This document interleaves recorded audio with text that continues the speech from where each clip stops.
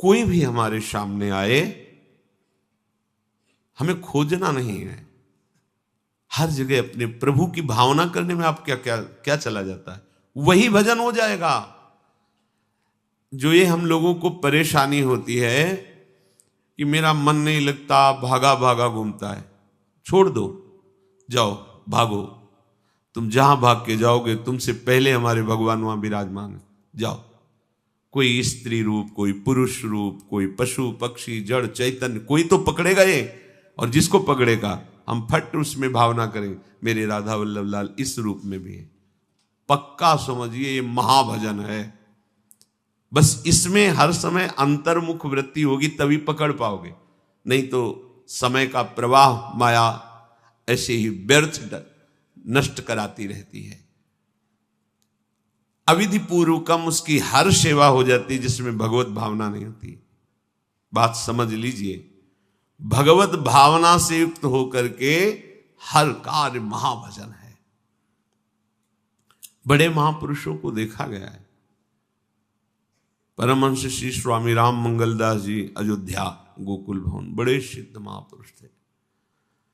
जब सब साधक विश्राम करते तो रात्रि में फावड़ा और तसला लेकर के अयोध्या के घाटों में, गलियों में, जहां कहीं कोई पशु पक्षी मल त्याग किए या कोई बाहरी जो नहीं जानते हैं उन लोगों ने वो मल उठा उठा करके गड्ढा खोद कर उस पर दबा करके ये सरयू का जल ला के छिड़क, मेरे प्रभु की पावन नगरी है, मेरे प्रभु का महल है, सेवा।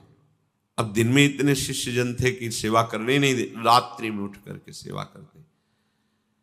अगर हमारी सेवा भावना सबके प्रति बन जाए तो बहुत जल्दी हमारे कर्म संस्कार नष्ट हो जाए।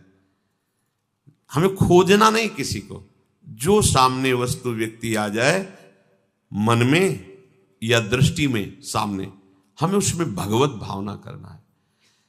अच्छी से अच्छी आपने पूजा की, सेवा की और आप भगवत भाव से युक्त नहीं है तो अविधि पूर्वक हो गई। पूरा विधान किया, सही विधान किया, पर भगवत भावना नहीं तो अविधि पूर्वक हो गई। भगवान कहते हो अविधि पूर्वक हो गई। ज्यादा तुम्हें मंत्रों का भी ज्ञान नहीं, कोई शास्त्र का ज्ञान नहीं, पर भाव में भरकर मेरे गोपाल जी, मेरे लाल जी, मेरे प्रभु, मेरे प्रीतम, सब विधि पूरी हो गई। सब विधि, क्योंकि आप भगवत भाव से युक्त हैं। ये समझना थोड़ा कठिन है। भाव देश को समझना भावुक पुरुषों के द्वारा ही आ सकता है, नहीं तो प्रायः शास्त्रीय सिद्धांत नियम इन पे ज्यादा महत्व बुद्धि रहती है। लेकिन इन सब का फल होता है भाव, और भाव आ गया तो सब विधि पूरी हो गई। सब विधि देखो, जो हम कर्माबाई जी का चरित्र सुनते हैं, गाते हैं, उसमें विधि की पूर्णता के नियम संयम की बात थोड़ी है, उसमें भाव की पूर्णता की बात है। ये भगवान के द्वारा ही नाम रचा हुआ है उनके लिए। जल्दी कर मां, विलंब हो जाएगा। जल्दी कर मां, तो उनका नाम है कर्मा, कर्माबाई। प्रभु स्वयं उन्होंने विचार किया कि रात्रि में प्रभु का भोग नहीं लगता, दिन में सब लगाते हैं, तो 3 बजे प्रभु को तो भूख लगती होगी। 3 बजे जल्दी से उठी, बस पहला काम रसोई चढ़ा दिया, सुंदर खिचड़ी बनाई। प्रभु दौड़ के आते, गोद में बैठ करके पाते। प्रभु पा के गए, बस फिर इसके बाद शौच स्नान क्रिया। क्या विधि है इसमें? एक विधि को जानने वाले महात्मा ने देखा कि सूर्योदय के बाद वो स्नान कर रही, पर भगत तो है, ये प्रसिद्धि थी उनकी। उनका तुम कैसी भगत हो, सूर्योदय हो रहे हैं फिर आप स्नान? थोड़ा, और वो प्रातः अपनी स्नान आदि दिनचर्या करने लगी तो विलंब हुआ। फिर खिचड़ी अमनिया की ठाकुर जी को, ठाकुर जी आए, गोद में बैठ के एक कवल ही पाए कि उधर पर्दा, भाग के ठाकुर जी गए। खिचड़ी लगी थी, पार्षदों ने कहा जय जय, तो अभी भोग ही नहीं पधराया। फिर और बोले कर्मा भाई है ना, वो मुझे भोग लगाती, और पता नहीं उस महात्मा ने क्या समझा दिया विधि विधान, वो भोरी भारी हमारी भक्ता, वो अब नहाने धोने में समय लगाने लगी, इसलिए आज विलंब। देखो तुम जाओ और उनसे कह दो हम विधि विधानों से फंसने वाले नहीं, विधि विधान हमें कोई फांस नहीं सकता है। एक प्रेम फांस है जिसमें मैं फंस जाता हूं, बिना किसी बंधन के अगर ये बंधते हैं उसका नाम है प्रेम डोरी। जय श्री भट्ट प्रेम रस बंधन, क्यों छूटे दृढ़ फंद, बसो मेरे नैनन में दो चंद। ये बात सबकी समझ में नहीं आती। जाओ उनको कह दो जैसे वो बनाती थी वैसे ही बनावे। पूरा अविधि है, अगर शास्त्रीय सिद्धांत से दे देखो अविधि है, पर वो महान विधि है जो भगवान को आसक्त कर लिया। कौन सी विधि? मेरे अपने प्रभु, मेरे प्यारे रात में भूखे रहते होंगे, ये भाव। भगवत भाव विहीन जितना जो कुछ आप कहोगे कि कैसे अविधि पूर्वक भगवान कह रहे हैं। देखो जब मथुरा के ब्राह्मणों को भगवत पार्षद सखाओं ने निवेदन किया कि भगवान श्री कृष्ण और बलराम आज इधर ही गाय चराने आए हैं और वो भूखे हैं, आप थोड़ा सा कुछ भोजन सामग्री दे दीजिए। वैसे देखा कि ग्वारिया है, बात ही नहीं की, अधिकारी ही नहीं समझा, बात का अधिकारी नहीं समझा। ऐसा नहीं कि इनको पता न चला हो कि भगवान का अवतार है, क्योंकि जब भगवान अवतरित हुए सबको पता था कि भगवान अवतरित हुए हैं, प्रायः सबको पता था, सबको। जैसे वायु शीतल चलती तो सबके अंगों में लगती है, इसलिए महान प्रकृति उल्लसित होकर नृत्य कर रही थी आनंद में जब भगवान का प्रादुर्भाव हुआ। और उन्होंने बाद में स्वीकार किया कि मैंने महापुरुषों से सुना था कि भगवान पधारे हैं, पर मेरा कितना दुर्भाग्य कि वो स्वयं यज्ञ भोक्ता भगवान आगे जैसे कहे, आम ही सर्वयज्ञानाम भोक्ता च प्रभुरेव च, समस्त यज्ञों का भोक्ता मैं हूं। स्वयं समस्त यज्ञों की भोक्ता मांग रहे हैं और वो यज्ञ करने वाले ब्राह्मण अनादर कर रहे हैं।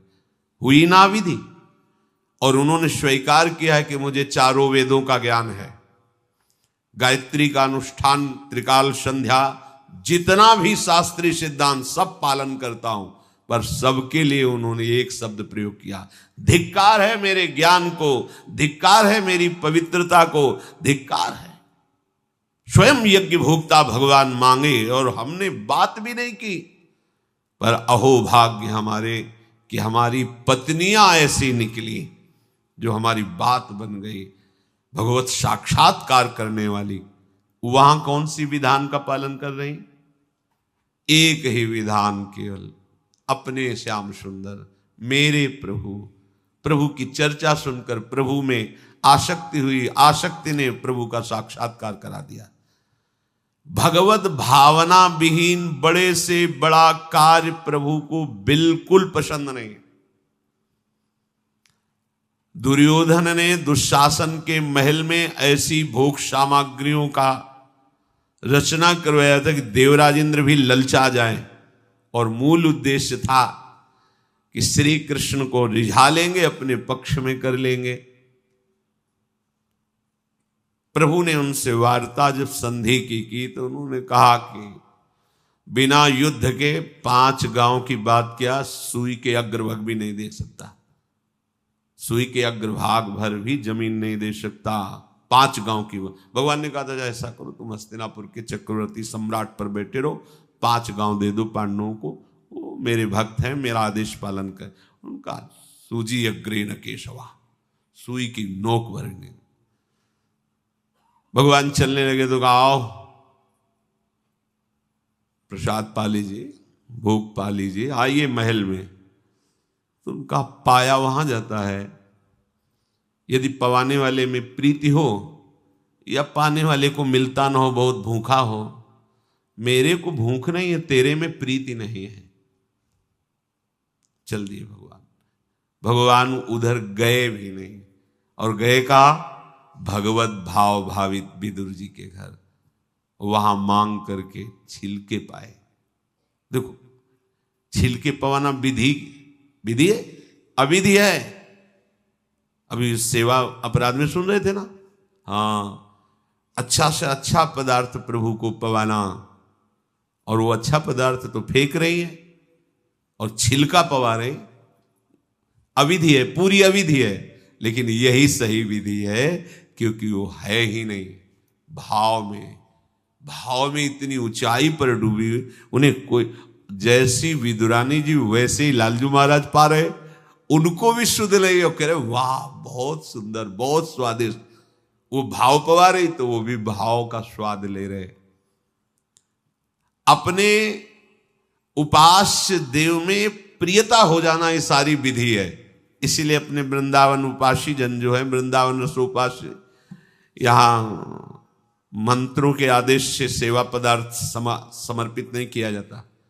अमुक मंत्र पढ़ो फिर वो सेवा नहीं, यहाँ तो राधा राधा राधा। और जब जैसा भाव आया, जब जैसा भाव आया, या ऐसा नहीं कि ये ऐसे ऐसे ऐसे न, जब भाव आया अपने भाव में, भावोत्सवेन भजताम रस काम धेनु। भाव ये थोड़ा भक्ति का फलस्वरूप भाव होता है।